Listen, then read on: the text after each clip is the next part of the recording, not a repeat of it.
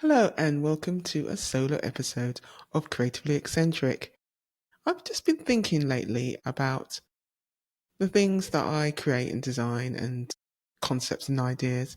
One thing that keeps on coming up is I have this inner turmoil kind of battle that I go on and on a journey of questioning myself, and like a lot of artists and designers do.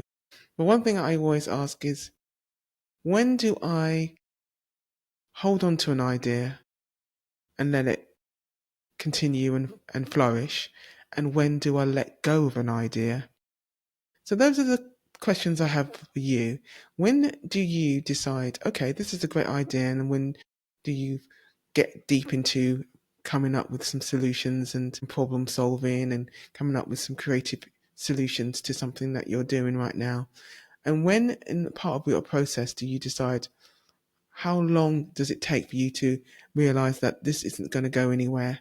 Because there's a lot of people who have this skill where they know when things aren't going to go very well. They just drop the idea and go, right, we don't need to spend much time on it. It takes 5 minutes. That's all we need to do. We move on. And there's some people, and I think I'm more in this category, where I think maybe it needs a bit more time to flourish. Maybe it needs more time to breathe. But the problem is, if you're in a world of deadlines and structure and systems and, well, I need to get this done by a certain time, there's no time for that to happen, for it to breathe, to develop. Are you a creative that needs to experiment, to try different methods, to have no time on it, and you just want to let things go the way they want to go, and you want to produce some interesting, unusual ways of thinking, of doing things and creating? But the problem you're having, and I think I do this to myself, is like I don't give myself the credibility that I deserve, because I find that if you're going to develop an idea, I do find that some ideas need to be nurtured and some ideas need to fail and fall by the wayside. So, how do you come up with this issue of, how do you solve this problem of solving problems and coming up with ideas, when to hold on to them and when to let go of them? It might be an interesting discussion to have with you, because I can easily hold on to quite a lot of ideas to the point where it's almost a little bit stifling. There's some things that you shouldn't just dismiss and throw away. For example, if you're an illustrator or someone who's a sketch artist, you probably have loads of sketchbooks stashed away that you might just do a few doodles, do a few drawings, and then you store them, and then you never ever look at them. And there are some people who always go back to them, refer to them, analyze them. See, that could be a specific idea I have in mind. That could be a concept that could develop into something more. But there are some people who take an idea, run with it, and immediately it comes into something of fruition. And there are some ideas that take years, or maybe never ever will ever come to the light of day. And I think I need to maybe categorize or maybe separate, or some way of deciding what needs to be developed and what things need to just be fallen by the wayside. Because that's probably just human nature. We all have this kind of conflict in ourselves. Do we keep on going with this? Do we persevere? Or do we know when the end of the road has approached? When it comes to concepts, ideas, illustrations, drawings, whatever we're doing as creatives, when do we know it is the end of the road for this idea? I think this is probably the natural human way, as especially for designers and artists and entrepreneurs. This is how we think. And it's always good to have this kind of conflict sometimes, because sometimes out of unusual situations, simple situations, where we come up with the most interesting, innovative ideas.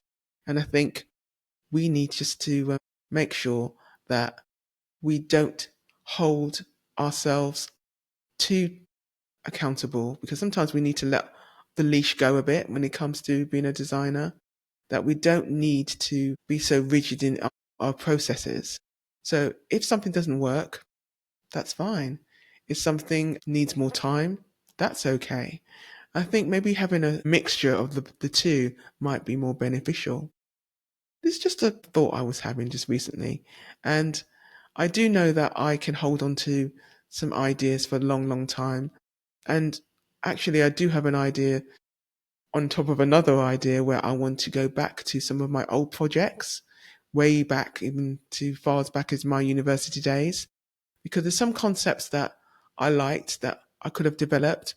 And the reason why I probably want to go back to them is because I've changed as a person, and some ideas that might have been okay at the time could be more or maybe slightly different. So the projects that you have that are sitting in that sketchbook that you've forgotten about, maybe you could just rummage through those pages and see what kind of ideas that you have. That you could get an idea from your original ideas. So don't be too tough on yourself when it comes to something that doesn't work out. Know when to cut those apron strings of that concept and idea and move on. Because to be honest, most of these ideas, because you might not be in the right headspace for coming up with a certain concept. There's so many ideas that I've had that are coming from different directions, and I thought, no, this isn't right for me right now. I'll put it to a side, and maybe I can come back to it and resurrect it, and then maybe it will come into something different because maybe you're not in the right mindset to develop it further because that's not where you are at that moment in time. So tell me, what ideas have you thought, great, work, no problem, I can run with it? And what ideas have you had to park to one side and come back to? And why do you think this way, if you do think this way? Because I think this is not unusual for designers and creators. We've got a lot of information coming from all sides. There's a lot of pressure on us to produce things by certain deadlines. And there's some people who actually think and create better when there's hardly any time to do anything.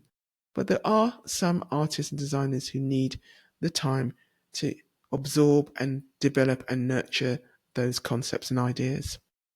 Tell me what you're thinking right now. Do you have an idea that you could develop that you thought would never come to fruition? I'd love to know your opinions. Until the next episode, take care.